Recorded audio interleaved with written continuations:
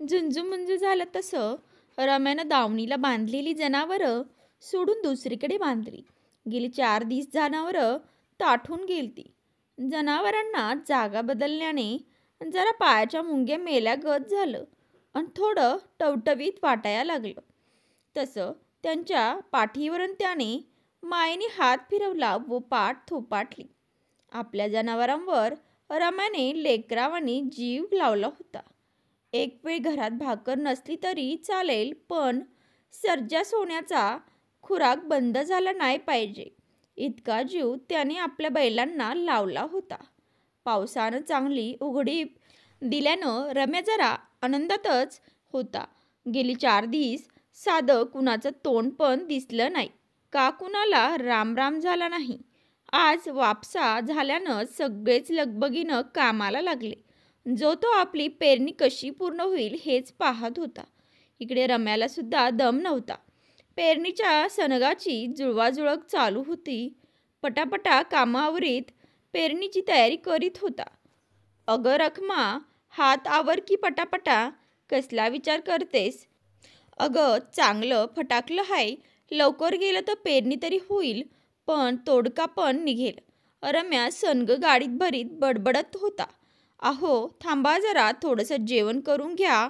अहो एकदा काम सुरू झालं की पुन्हा येळ नाही मिळायचा. एकदा झुपलं की झुपलं, रखमा फडक्यात भाकरी गुंडाळीत म्हणाली. इकडे हातावर भाकर घेत रम्या बैलगाडीकडे निघाला. सर्जा व सोन्याला पाणी पाजून आणलं. बोलण्यातच वेळ काढशील, आवर लवकर. अगं ती बघ धुरपाला पण विचार, येणार हाय का कशी? या रिपरिपीने लय तण झालंया. एखादी बाय आगाऊ ठेवली तर काम उरकन. गाडीला सर्जा आणि सोन्या झुपत रम्या म्हणाला. ये धुरपा. अगं एक ना. काय अक्का? धुरपा म्हणाली. आज कुठं कामाला जाणार हाय काय? नसल तर या ना 2-3 दिवस. अगं तण लय झालंय, बायाच भेटणं मुश्किल झालंय. अक्का आली असते, पण त्यो बेवडा तुमच्यात काय कामाला येऊ द्यायचा नाही. कशाला भांडणाचं? अगं मी विचारू का भाऊजीला? बघ तुझं ऐकलं तर, नाहीतर उगं संध्याकाळी मारायचा. हाय का घरात? हो हाय ना घरात. अहो मी आलेच. रखमा रम्याकडे पाहत म्हणाली. लवकर ये. इकडे दुर्पाचा नवरा नशेतच पडला होता. त्याला बघताच रखमेनं तोंड वाकडं केलं. भाऊजी ओ भाऊजी, तोंडाला पदर लावीत रखमा म्हणाली. कोण आहे? अहो म्या रखमा. काय वहिनी, आज सकाळी सकाळी इकडं वाट चुकला की काय? नाही, मुद्दामच आली होती. दुर्पाला कामाला न्यायचं होतं, बायाच भेटणं मुश्किल झालंय. अहो वहिनी, त्यात काय विचारायचं, न्या की कुठं दुसऱ्याचं काम हाय. ये दुर्पा, चल ग बांध भाकरी, भाऊजी जा म्हणतेत. दुर्पाला खुणावत रखमा घरी निघाली. अक्का आलीच असं म्हणत दुर्पा पण लगोलाग रखमाच्या मागोमाग नवरा डाफरायच्या आत निघाली. रखमा, दुर्पा, रम्या आता शेत शिवाराकडे निघाले. शेत शिवार पालथ घालीत गाडी एकदाची वावरात दाखल झाली. बांधाला गाडी लावली. रखमा दुर्पा दोघींनी रम्याला सनग उतरायला मदत केली. रम्याने एकदाची नजर रोखीत सगळा टापू नजरेत सामावून घेतला. शेजारीच भीमा व शिवा पेरीत होते. भीमा, वापसा झालं का बरं? अण्णा, चांगला वापसा झालं की. अरे इकडे ये की जरा, पाभर तरी बांधू लाग. अण्णा आलोच. शिवाला थांबून भीमा पाभर बांधायला रम्याकडे आला. अण्णा, सर्जा सोन्या लय गुबगुबीत झालेत रे. नजर लागल एकद्याची. लय जपतात तुम्ही त्यांना. अण्णा, येळचेळेला कामाला झुपीत जा, नाहीतर त्यांना काम जमायचं नाही. लय लाडवलेले बैल कधी कधी धोकादायक असतात. भीमा पाभर बांधीत रम्याला म्हणाला. भीमा, ही 2 जोड म्हणजे माझं जीव की प्राण. यांच्या बिगर मी माझ्या बिगर हे कधीच जगू शकणार नाही. मी लांबच दिसलो की हंबरडा फोडतात. आधी यांच्या जवळ जाऊन यांना थुपटावं लागतंय आणि मग घरात शिरायचं. लहानाचं मोठं डोळ्यांसमोर झालीत धोका नाही द्यायची. कामाची सवय असावी म्हणून तर कधी कधी वावरात आणतो बघ. तसं नसतं तर छपरातलं ट्रॅक्टर नसतं काढलं. पोरं पण लय जीव लावत्यात बघ. दोघांच्या पाठडावर पण बसत्यात. झ्या म्हणीत फेरफटका मारत्यात. लय जीव गुंतवलाय बघ. अण्णा तुमची काळजी वाटली म्हणून म्हटलं.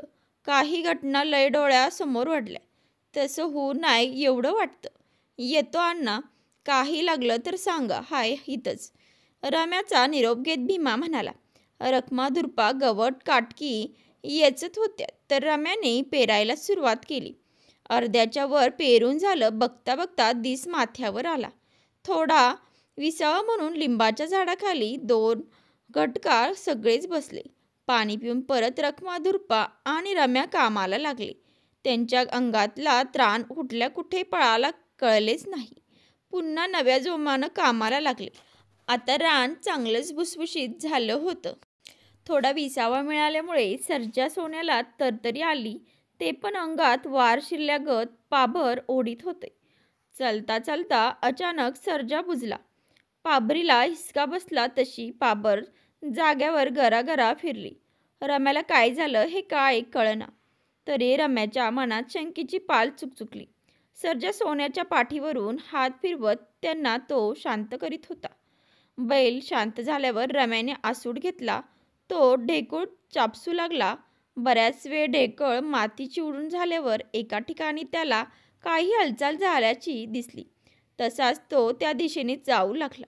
तोच ढेकळा घालून नागाच्या पिलाने आपला फणावर काढला.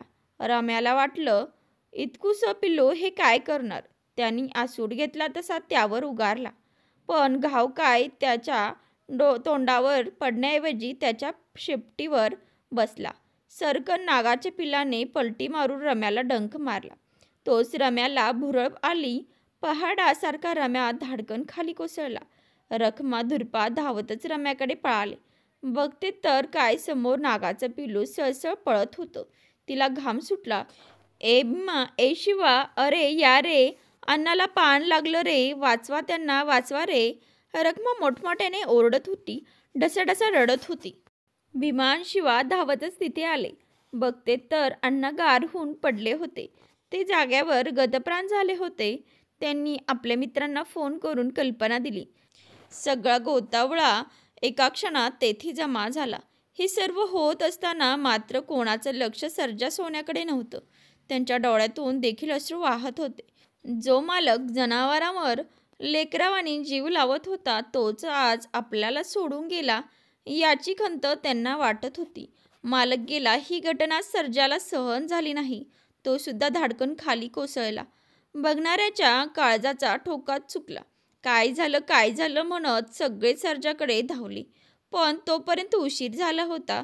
एका मुक्या प्राण्याने आपल्या मालकाची साथ मरेपर्यंत तर सोडलीच नाही अन मरणानंतरही सोडली नव्हती. उभं जग दोघांच्या जाण्याने हळहळ करीत होते. इकडे मात्र रखमाच्या अन सोन्याच्या डोळ्यातला हुंदका तसाच दाटून राहिला. तोही कायमचा.